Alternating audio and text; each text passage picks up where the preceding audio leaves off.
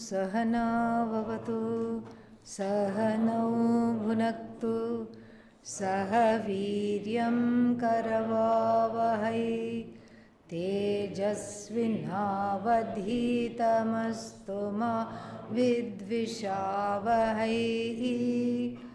ॐ शान्ति शान्ति शान्तिः।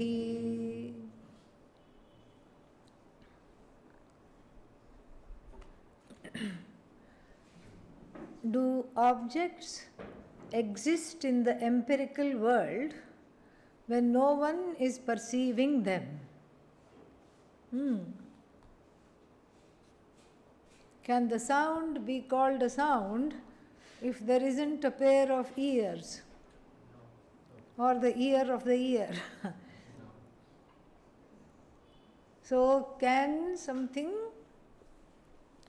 sound cannot be called a sound when there is no ear there. And so in the same way, when you say something exists, it exists in a mithya form. This is what we say. Existence is in a mithya form, dependent upon sight, dependent upon my eyes, my ears. My means not mine, anybody's. Any pair of, it is dependent upon a conscious being. That is the idea. It's dependent upon a conscious being. And that conscious being has to say, this is there. So the object may be there. Like there is a project called the Ocean Census Project. Have you heard of the Ocean Census Project? So just like you take people census, the ocean census is taken. The census of the ocean. Meaning, what are the things, all the things that are in the deep ocean, they haven't been able to catalog, they haven't been able to even look at fully. They say that they have only studied about 8% of creatures in the deep ocean. So the Ocean Census Project is a submarine that goes and catches these things and then photographs them and releases them back. That is what these things. And so their recent haul includes a guitar-shaped fish. Looks just like a guitar. It's called, now they have named it guitar fish. What else to name it? It looks so much like a guitar, you feel like holding it and playing it. Okay? So it looks just like a guitar. Now, till the Ocean Census Project submarine went underneath the ocean and photographed this in its habitat, was it existing or not? Yes, it was, obviously. Yeah. For generations it has babies, they have babies, the babies have babies, and so there's a lot of them. And so, but until my eyes see this and I name this fish, I give this fish a name. What have I named it? Guitar fish. Only thing missing are the strings, that's all. So this fish looks like just like a guitar. I say it exists and I say it looks like a guitar. I say I hereby do namakaranam, means the naming ceremony for you, and you shall henceforth be called guitar fish. Okay? So that means, that doesn't mean it did not have an empirical existence, but its existence is as good as not there, because until now, I think the last haul was on the 10th of March, 3 days back. So until the 10th of March, was there guitar fish? Nobody knew. Now there is guitar fish. It has been quote unquote discovered, and this discovery is based on the presence of a conscious being. That is why it is mithya. This is how it is mithya. It's based on the presence of a conscious being. And that conscious being alone is the one that is that has the ability, that conscious being alone has the ability to see that something exists and to name it and to study it, etc., etc. So the guitar fish is an object and it has been objectified by me. It too is a jiva, but that's not what we are talking about. Did it exist or not? We cannot say it did not exist. That would be a very solipsistic reasoning. We are not saying it did not exist. What are we saying? We are saying that up till now we did not know of its existence. And why did we not know of its existence? Because it is dependent on I for its naming, for its being. Same thing when they go and look at certain shells and they find a shell, they find so many objects in the universe. And so like this, so existence is there. But what kind of an existence is it? Mithya existence, borrowed from Sat. That is what. Next one.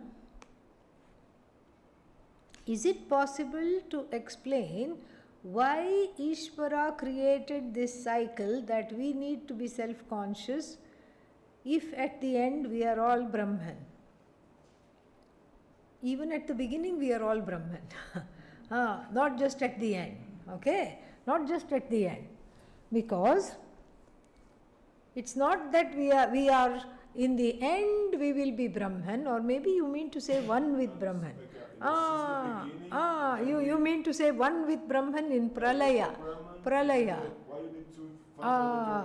Yeah, got it. So, okay. Yeah, even right now we are all Brahman. It's as though differentiated Brahman and non-differentiated Brahman. Undifferentiated Brahman and differentiated Brahman, that's all. That's all it is. Before it was only you, now it is you plus guitar fish. That's all. Nothing else. Nothing else at all. That's all it is. Even now it's Brahman.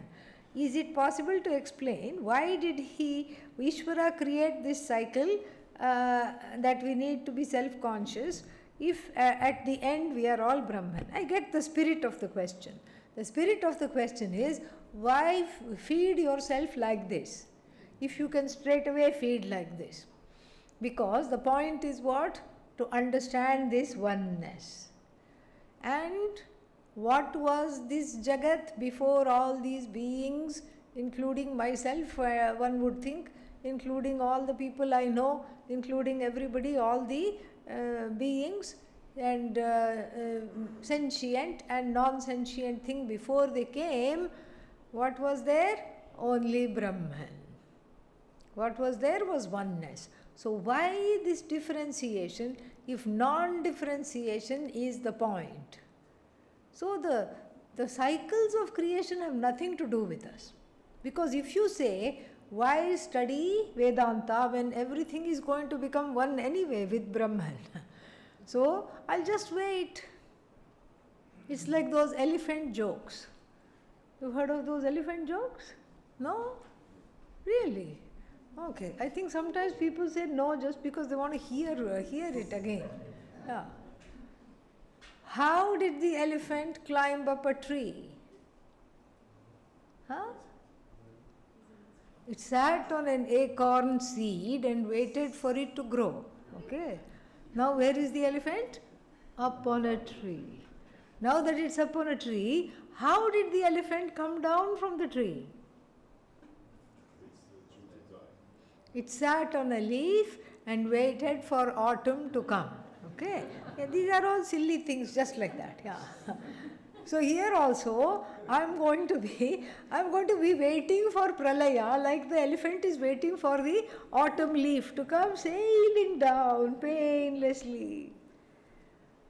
So I'm also waiting for Pralaya and we can just wind up the course right now. What for is this course? Why to study? What for week after week we are having camp after camp? And people are coming and from far and wide, and people are studying and learning. Why? Just wait it out. And then one day, everything will come to an end. Pralaya will come. And then if it's a swimmy oneness feeling that I am after, I will have that. In fact, you will not have that because you won't be there. Yeah. What is wrong with this picture? फिर से वापस आएगा. That's the thing. It is not it is not that, what is that? It is not an end. It's a cycle. So again, bhutagramam cha evayam bhutva bhutva praliyate. So keeps coming, keeps going, keeps coming, keeps going. Keeps coming, keeps going. Now, if the original problem of self-hate, self-non-acceptance, self-loathe, fear, pain, sorrow is what? Not taken care of, what will happen? Next time, many happy returns. Yes. It was a very nice show. I don't know if anybody saw it. It was called The Prisoner. Old show. And in this, you saw that? Yeah, British, that's why. Yeah, so so then in this man somehow is in this dystopian island. He's just, you also saw that? Yeah? You didn't see that. He's on some kind of an island where it looks very free. He can do whatever he wants. He can go anywhere he wants. He can go and eat somewhere. He can make a friend. But there is this feeling of being watched. Not just a feeling, as we find out. He is in fact being watched. Everybody is being watched. And then it is a thing of extreme surveillance. And one more catch is there. What is the catch? You can't leave. You can't leave. Because whatever kind of mode of conveyance you take from this island, it's all the people from who belong to them, whoever the they is. We don't know who they are. You never see who is in charge. It's this ubiquitous kind of a free place, but everybody knows what everybody is doing. And so if you try to dig a tunnel and escape, then somebody will come and bring you back.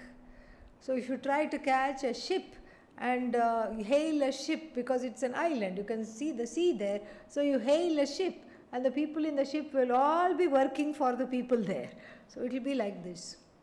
So one time he somehow escapes, makes it back all the way to his apartment in London, and he is very happy. Oh, this is wonderful. I have made it. I'm out of this horrible place. Terrible. Oh my God, I made it. So nice to have my life back. And then what? There is a ring on the doorbell. Yeah. And this woman comes in with a cake, candles burning, many happy returns. And the woman is from the island. Seeing her, he knows he has to go back. So that is, I don't know who directed it, but then they might have had a touch of Vedanta. Really. They might have had more than a touch of Vedanta, because it really did this whole cycle very, very well. Until the cause of birth, rebirth, rebirth is not addressed, it will not stop. So you can't wait for Pralaya and say, I am going to skip the 3-month course. Why? Simply I just wait, that's all. The elephant does not need a course in how to get down from the tree. It just has to wait for the autumn. Similarly, I don't need a course on oneness. What I need is just to wait till everything becomes one anyway. Yes, that's wonderful. There is only one problem with that. The primal reason for this body, mind, sense complex and the primal reason for incompleteness, sorrow, pain, has not been addressed. This is the issue. So therefore, we go through this charade. Everybody together, we go through this charade. It's like Mother Maya, Goddess Maya, has woven this tapestry with all colored embroidery threads. Actually 3 colors. What are they? Red, green and blue. Yes? No. Sattva, Rajas and Tamas. She has made a wonderful tapestry. And you recognize yourself also. The sad moping figure. That's you. And then what? And then you have your little house. That's also there in the embroidery. Your little family. That's also there. And then you are going to school. And then you were always light. And then somebody pushes you. That's also there in the tapestry. This little stick figure falling down and nobody helping it up. And then everybody else going away. And then that's also there. And then you grow up. That's also there. You get a job. That's also there. Then you get married and have children of your own. They are also there. Small, small stick figures. They are also there. And then you keep thinking, is this all there is to life? That's also there. A stick with a figure with a blank caption, with a question mark. What to do? It's all in the embroidery thread. And then you start walking. And then there is this town called Rishikesh. That's also there in the embroidery. And in Rishikesh there is Gurukulam, Arsha Vidya Peetham. That's also there. It has a board. And then you enter there. And then you say, I'm a late entrant, but I have to be taken here. I have so many questions. I need the answers. Please take me here. That's also there. And then what is this? The whole thing is just a beautiful tapestry. When I can look at it from the outside, it's beautiful to see the individual journey from ho-hum. Ho-hum means what? Boring. It's an expression of boredom. From ho-hum to so-hum. Yeah. It's nice to see this journey. As long as you're out of this tapestry. But then, many times you're not out of the tapestry, you are in the tapestry and you're saying, help! How do I come out of this? Help! The only way out is to know that you are not really in this tapestry. That's the only way out. This is mithya. Tapestry is mithya. Sattva, Rajas, Tamo, Guna are mithya. Everything is mithya. Dependent reality, not false. Dependent on Sat. So you have to go through this charade. You have to collect everything and then in order to give it all up. You have to gain all this aparavidya in order to qualify for paravidya. And then you have to love, you have to lose, and then you grow up. You grow emotionally in and through the pain, through every loss, through every despondency, through every despair, through every challenge, through every difficulty. What happens? There is some transformation that happens. There is growth. Through the pain, there is growth. And the growth that is understanding that I have not been targeted. Because when you look around, everybody has a loss. Everybody has difficulty. Everybody has had challenges. And it is not a comparison. Because sitting outside, I may think, oh, that person did not have much of a challenge. But sitting in that person's body, mind, sense complex, that was already too much to think, to be. And so therefore, this whole charade of growing up, making friends, losing friends, loving things, losing them, all this is there because partly it's a fact of life.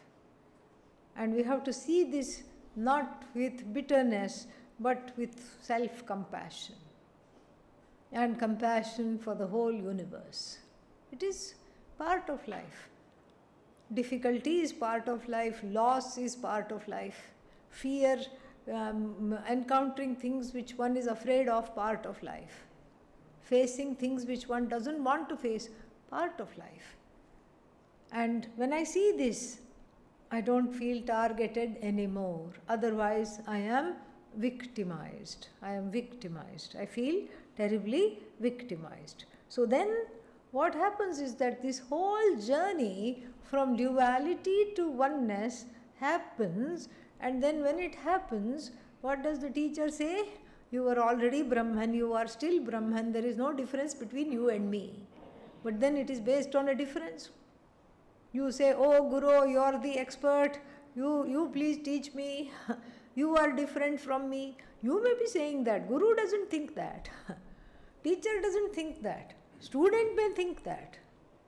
The teacher knows, you are Brahman, I am Brahman, there is no difference at all. No difference, absolutely no difference.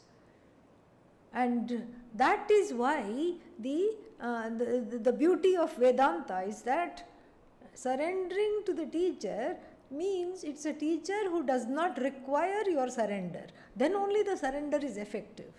If the teacher keeps requiring you to surrender, then it's not, that means the teacher himself has some agenda. The surrender is effective because the teacher does not require you to surrender. You surrender because of the value for this knowledge and how it can protect in times of crisis, and how it improves one's day-to-day life, and how also it makes one free, completely free of sorrow. That is why. And so this is a kind of a charade. It's like playing, and then you play the game, and then ultimately you understand this is a game. Even while playing it, you understand it's a game. So you just do this for the sake of discovering this knowledge which you already are there, which is already you.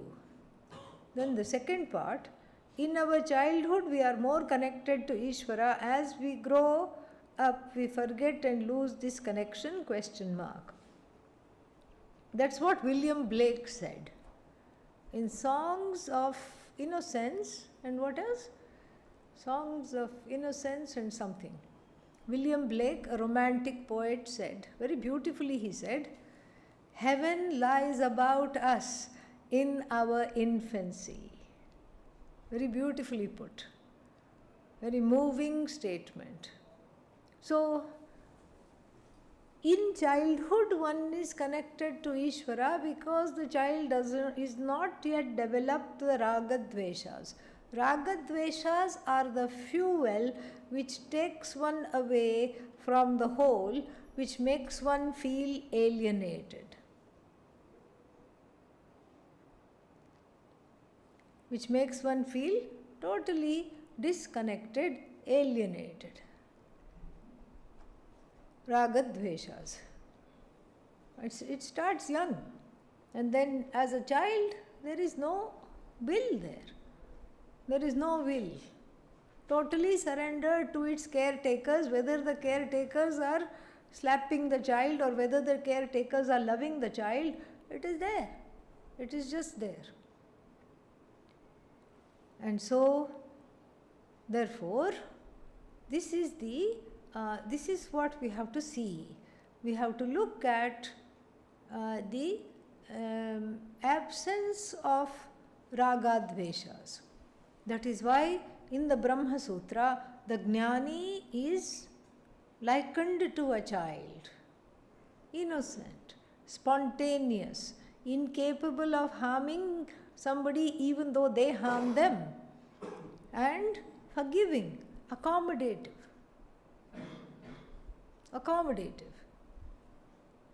They may do things impulsively, but the children are much more accommodative than adults.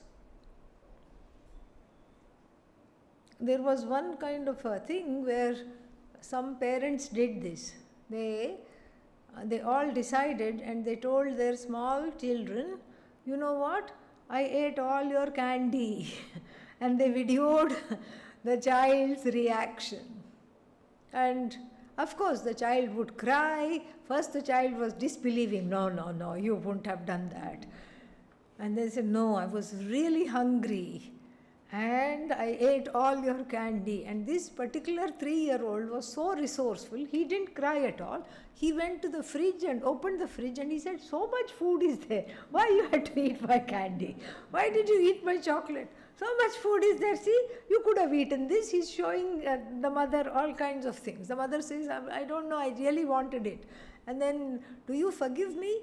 And then he thinks about it, and he thinks about it very hard and long and says, okay, don't do it again. So that's how children are. There is some innocence there. And so the jnani is equated to a child in that way.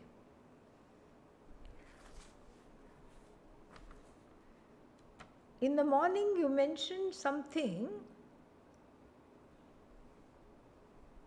like the mithyatvam of anger. The anger, the sorrow is supported by Ananda. Please explain.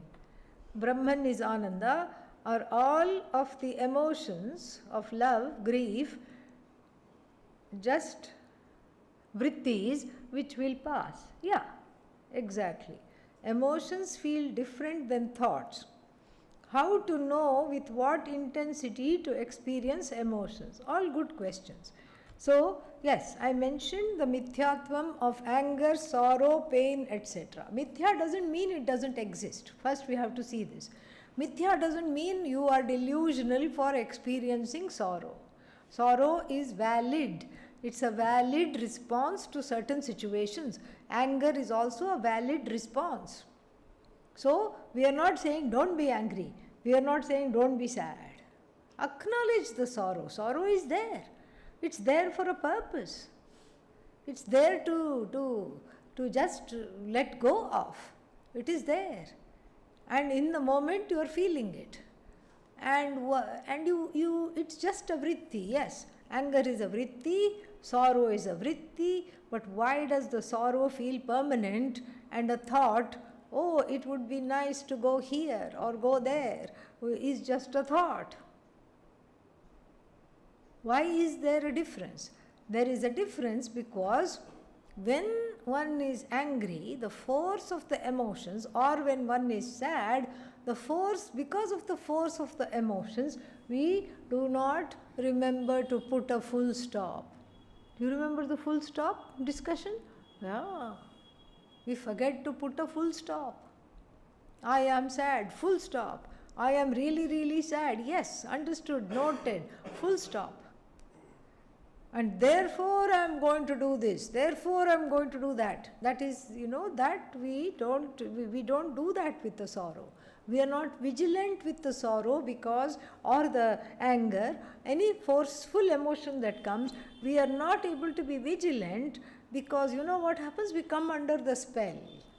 We don't see it as a vritti. The witness becomes witless. You see, small difference. Witness becomes witless. Witless means helpless.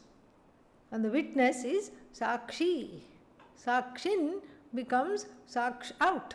Okay? So therefore, I am no longer sakshi. If I am no longer sakshi, what happens? I have identified with that very emotion that I am supposed to witness. So it's not that I have sorrow, I become what? I am sorrow. It's not that I have anger and it's manifesting right now. It is that I am anger. And that is why it feels different than the vrittis. But really, that Ananda keeps up the sorrow, Ananda keeps up the anger, Ananda keeps up everything else. Because sorrow cannot be outside of Brahman and anger cannot be outside of Brahman. In fact, it's part of Ishvara's psychological order. There is an order.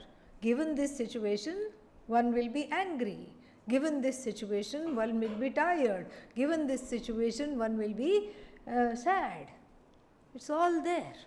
And so it's part of a beautiful, big order, which is so vast that even disorder is included in that.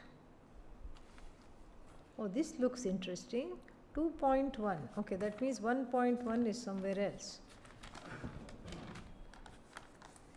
Or is it Kenopanishad 2.1? Anyway, let's find out.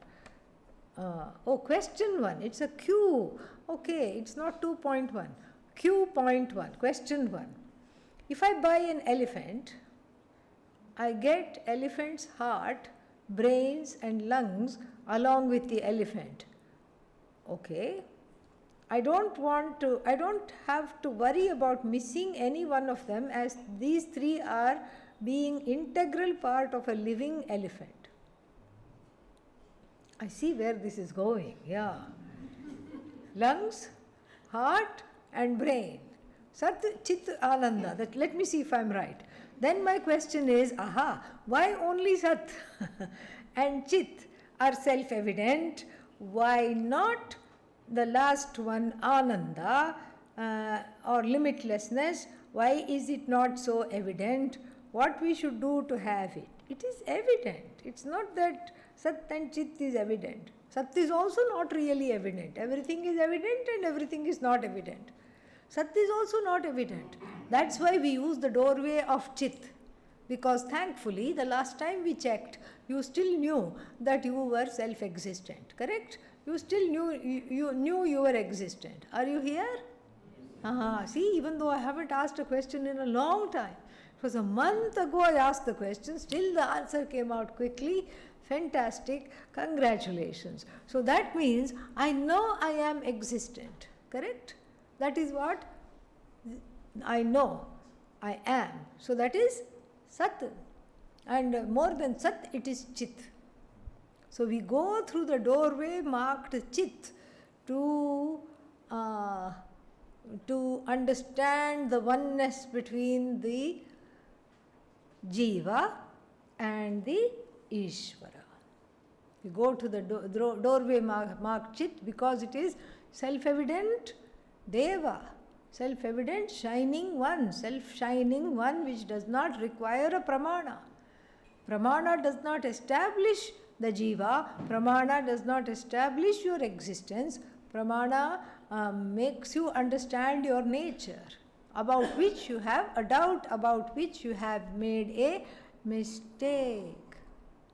Okay, so then therefore we have to see that Chit is the doorway through which the Upanishad brings in then Sat on one hand and then Ananda on the other. How does it bring in Sat? I know means what? How do you know? What do you know? I know I am. Janami and then Asmi. I know my existence. Here the knowing comes before the being. Because I know I am. What do you know? I know I am. And so therefore, I know my existence. So Chit and Sat, they are one and the same. And then this Sat Chit is limitless. Even if Ananda is not brought out as a separate thing, it is still self-evident. It is non-separate from the self-evident I. It is non-separate from this Chit. Sat, Chit, Ananda, they are not three different things. They are three different things only from a particular standpoint for analysis and deeper understanding. Sat is Chit, Chit is Sat, and they both are what? Limitless. Limitless Sat. So how to bring in Ananda? Ananda means limitless. It doesn't mean pramoda, ha, happiness. No. Ananda means limitless. And that which is forever is what I want. That is what makes me happy. And so, how do you bring in Ananda? You see the existence as limitless existence. You see the knowing as limitless knowing. That is what makes it limitless. So, limitless is not one more thing. It is the nature of the Sat and Chit to be limitless. So, this is how it is understood. Very, very Yeah, so that is the thing. So when you buy the elephant, and I hope you get to do that someday, and then heart, brain and lungs come with it, and here also Sat Chit Ananda comes with it, but then it is not so evident again because of our own raga dvesha. We have to have a relatively cheerful life, and have a kind of a lightness of being. Before, this is part of the qualifications for the Vedanta Shastra. Vedanta Shastra qualification is like that. So we have to be, one has to develop a relative cheerfulness in order to understand I am absolutely free of sorrow. There is a connection. And so how to develop that? We learn to grow by letting things go, little by little, without getting disenchanted, without getting hopeless, without getting fearful. That's what it is. And we learn to be now, in the now. And as we saw in the morning, in the afternoon class, the now is free of sorrow. The now is free of pain. That is what it is. Okay? And so, visit the now more often. Visit the show called Now. Then, question 2, or as I would have read before, 2.2. Okay? Yeah. When the manifest universe goes back to unmanifest at the time of dissolution, space and time also cease to exist. Yes, correct. You have got it right. Then, why the next cycle of manifestation begins exactly on time? And the Gita is given, Sahasra Yuga Pariyantam Aharyad Brahmano Viduhu Ratrim Yuga Sahasrantam, etc., etc. So, it doesn't begin on time. It begins when it begins. It ends when it ends. We have put the time around it. So, we have made the calculation after it. It's not that it waited, okay, 99 yugas gone, 100 yugas gone, 999 yugas gone, okay, I better be in readiness. Next, 1000 yugas gone, jump and come out. No. We have built this around what has been observed. The Kali Yuga has 432,000 years. How do we know? Well, this is what the sages have understood, seeing how that time has unfolded. Seeing how the yugas have unfolded, not in time. Time comes after the yugas have been calculated. So like that. So the creation, when you say the creation happens in time, time is a manifestation. Maybe it's a manifestation, time and space are yet to come when you say everything is Brahman. So, tasmadvad etasmat akashas sambhutah, Taittiriya Upanishad says, akashad vayuhu, vayoho agnihi, agner apaha. So, even time, when you say akasha, tasmad va etasmad akashas sambhutah, space and time are part of a continuum, so they manifest together. So time came first along with space, then all the other things came. This is how we have to take it. Okay?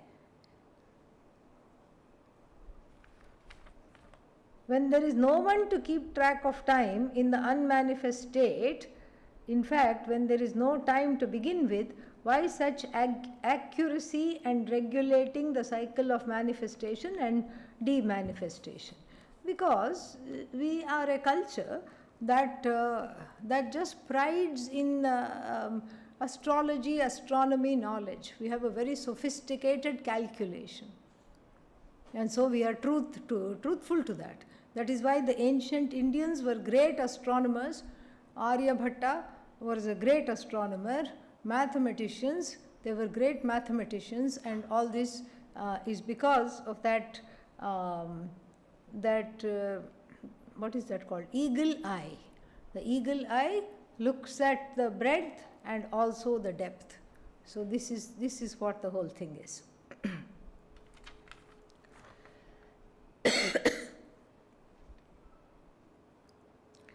After your 3-year course, when friends and family asked you, what did you learn?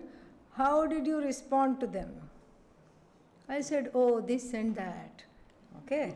Yeah. So, there are some more questions. What were their reactions? And in retrospect, any tips for us on how to answer this question without completely losing the audience? Very nice question. Wonderful. Okay.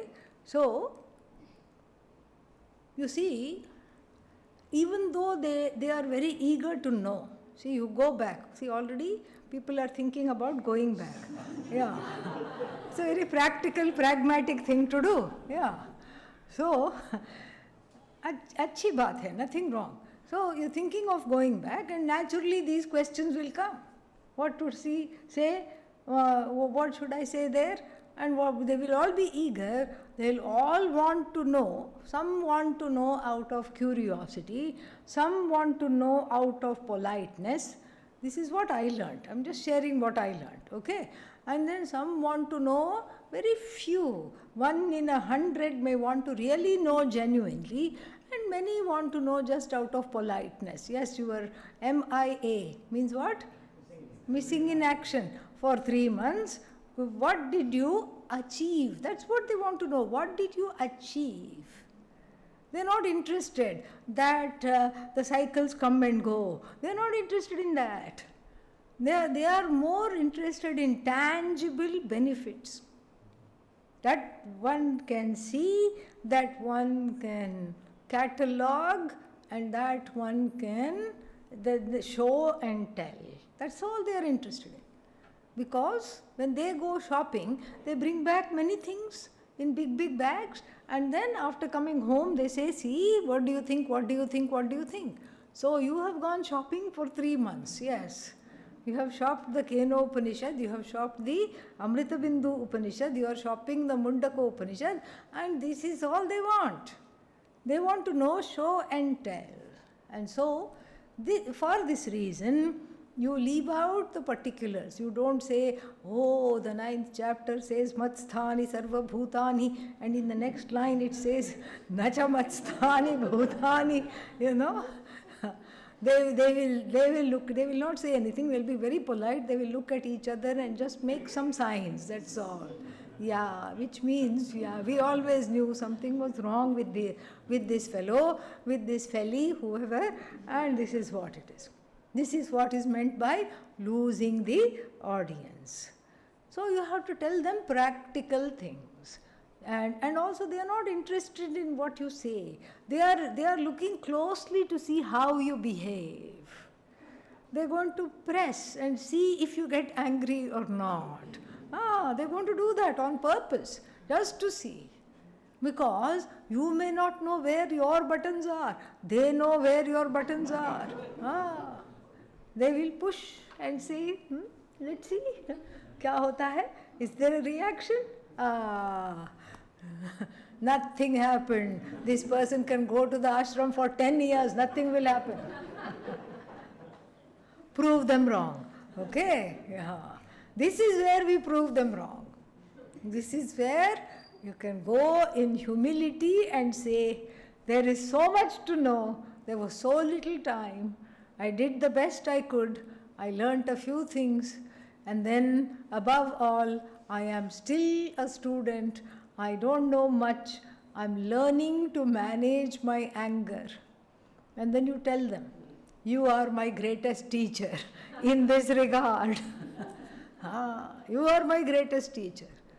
Because you know when I get angry, you know when I am ticked off, you know when I get upset, you know when I get sad, all these things. So you tell me next time when I get angry. because I'm really needing a team to manage this. What I understood is that you tell them this. What I understood after going there is I cannot live without any of you. You tell them that. They'll feel very happy. This is what they want to know. Did you miss them? Of course. And then they will ask you impossible questions. How much did you miss us? That also they will ask. As though the missing is quantified or quantifiable. So you tell them, you know what? Can't do this without you. Lots of ways to go.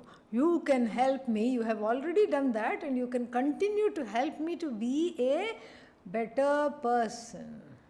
So here is what the Gita says on anger management, and I am just going to share this with you.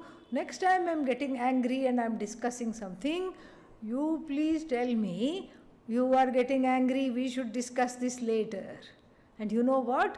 I also want to share this knowledge with you. Next time you are getting angry, I will do the same. Get into a pact of self-growth together. Bring them along, because you see, 3 months, you may not think it's a long time. For us, it's going so quickly. I'm still thinking we are in the 9th chapter, how to do the rest of it. But we will, don't worry. Okay? So time is just so relative. But for the people left behind, time goes much slowly. It will proceed much, much, much slowly. So have compassion for that. We have compassion for that because it's not easy for them. They don't know what this is all about. And so you have to be extra kind, extra patient, extra loving. It doesn't matter what you say. It doesn't matter how many Sanskrit verbs you know, and if you can rattle off Ramaha, Ramau, Ramaha, Ramam, Ramau, Raman, Ramena, Ramabhyam, Ramaihi, they're not in the least impressed. But this kindness and this bringing them along, they will appreciate. They will so much appreciate that the fear, there is the feeling of being left behind. Plus there is a fear. And what is the fear? Oh, this person has gotten ahead of me. I don't know Gita. I couldn't take 3 months of my life. I perhaps will never be able to do this. So then you have to assure them that you are going to bring them along. That you have their interests also at heart.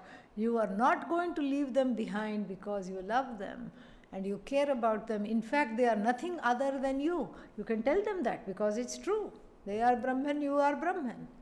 And so therefore, this is the way to bring everybody along. You bring them with you. Even if you feel like you're being slowed down, it's okay, you're not.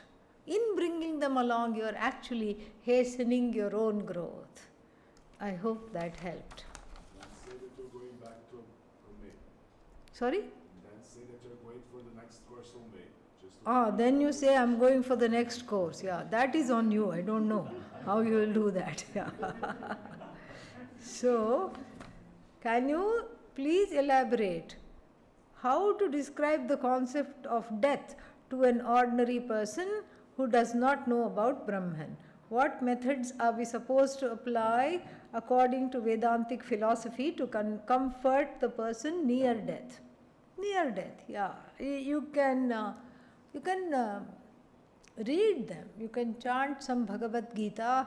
You can chant the Kathopanishad. You can make them listen to some bhajans, kirtans, all these things, people who are near death. And one thing, but there is a difference. If they know, then it is easier. If they are being shielded from knowing for whatever reason, then you also have to dance around that and you're not allowed to mention that, then it becomes a little harder. This is not the time to try to convince them that death is not the end and you are Brahman. They are again, the person who is close to death is not interested in that, especially if they don't know that already or if they haven't heard of that. You have to just allow them to take the day by day. You encourage them to see the beauty of each day. And supposing when they are having a good day, fewer aches and pains, then you can say, isn't this a wonderful day? What would you like to do? How shall we enjoy this together? I really want to be with you. How shall we do this together? You let them set the agenda. You don't say, I want to teach you a few things before you go. That is, that's not done. You say, whatever you want we will do, and however you want to lead the rest of these days, I am open to this. All I want to do is be with you. Then they will themselves ask, how come you are so calm? Then you can share a few things if they ask, when they ask. If not, you just allow them to be. Even if you think they don't know, sometimes they know. They know it. So this is what it is. What methods? This is the method. Just be yourself, be with them. Connection between, I mentioned something. You mentioned something on the lines of the connection between manaha, buddhi, consciousness. Yeah. So I said about the dual role of the buddhi and the mind. Buddhi, mind. The mind illuminates everything in the universe, and in this function, it is the karta, it is the agent of knowledge, it's the jnana kartru, it is the agent of knowledge. The mind illuminates, and then it is jnana kartru, the agent of knowledge. And then what? Then the buddhi also is a place where the knowledge of Brahman happens, and in the second instance, it is not jnana kartru, it is not the agent of knowledge, it is simply a receptacle where the knowledge takes place. So, the buddhi, the mind, they are so used to being the agent, cutting, slicing, dicing and putting everything under a microscope and naming everything. And so, the tendency is to do that with Brahman knowledge also.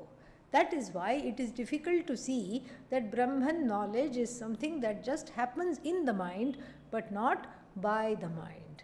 That is what I said. So, one announcement. Generally at the end of these courses, we have like a variety cultural program. Would you like to do that? Like a Sanskrit, not Sanskrit, let me not scare you away. So, like a story from the Puranas, a story from the Upanishad, or Ramayana, Mahabharata can be done as a skit, and then people who can sing some bhajans, you can chant one chapter of the Gita, whatever you want to do. Maybe, 1 hour, something like that, half an hour, 1 hour, whatever you want to do. Would you like to do that? Yes. Ayyo. Yenappa idu. Yeah. You see, you are making me talk in tongues. Yeah. Would you like to do that? Yes. Yeah. If anybody wants to say no, you can. No problem. So this is not a requirement. I'm just, sussing out the interest, and there doesn't seem to be much. I don't know if I'm right. How many people want to do that? That's a better way of listening. Raise your hands. 1, 2, 3, 4, 5, 6, 7. 7.5. Okay. Then put your hands on. How many people do not want to do this? 1, 2, 3, 4, 5. Majority wins. How many people are indifferent? You can go either way. Yeah. 1, 2, most of the people. Chalta hai culture, okay? It'll go. Yes, if we do, not if we don't. Okay, for this purpose, I would like you to have a meeting. Okay? Come here together and have a meeting. Decide first if you are going to do this, and then doesn't matter what, but if you are going to do this, and then you can also come together, brainstorm some things, and so you can do that tomorrow at Satsang. I will not come. You also come here. It will be a student-directed Satsang where you can, where you can think about this and do this. And when shall we do this? I know some people are leaving early. How many people are leaving early? Raise your hand high up. You are leaving too early. Put your hands down. Yeah, I remember you. Who else? You're leaving early? Why? Huh? 17th morning I'm leaving. 17th. That's okay. Yeah, that's fine. I'm not talking of 17th. I'm talking of before the 17th. One. Okay, only one.